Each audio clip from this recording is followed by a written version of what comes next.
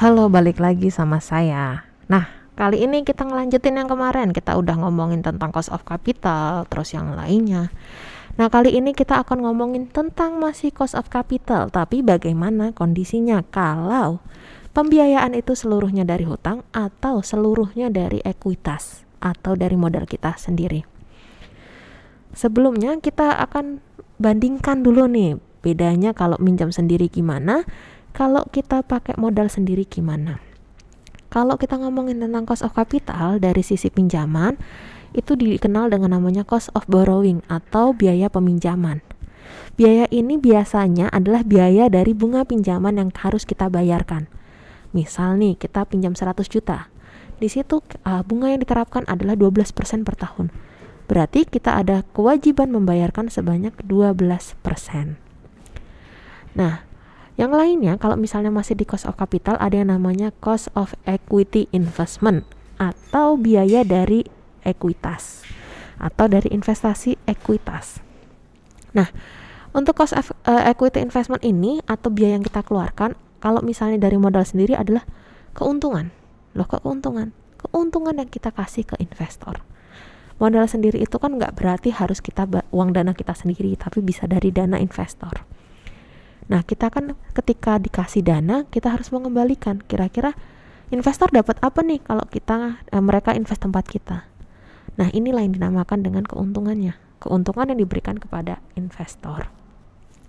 Jadi inilah perbedaan kalau kita ngomongin tentang cost of capital dari sisi ekuita, dari segi pinjaman atau dari segi modal sendiri.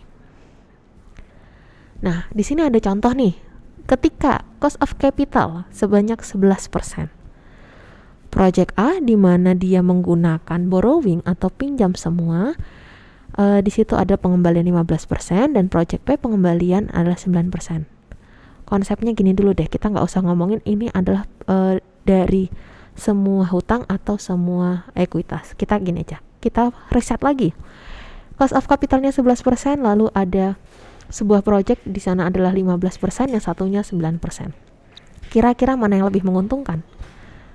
Ketika biayanya adalah 11% dari dua project ini, maka yang paling menguntungkan adalah project A. Kenapa? Karena pengembaliannya lebih besar daripada biayanya. Keuntungannya lebih besar daripada biaya yang harus dikeluarkan. Jadi posisinya adalah project A yang paling bagus. Nah, di sini saya ambil kasus lagi nih.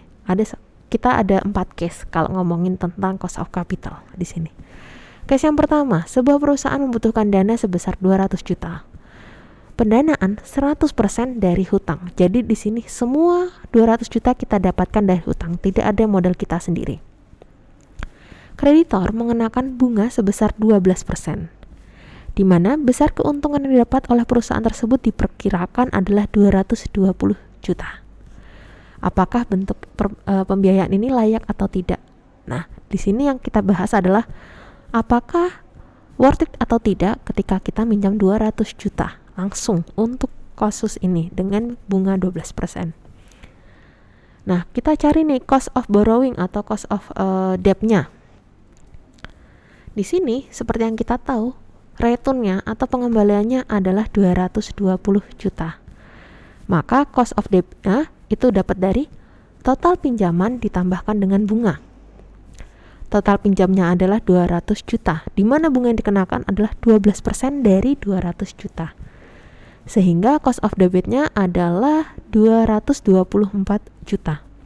Nah, ternyata dari kasus ini, jumlah biaya hutangnya lebih besar daripada pengembalian yang didapatkan. Jadi cost of debit-nya lebih besar daripada return.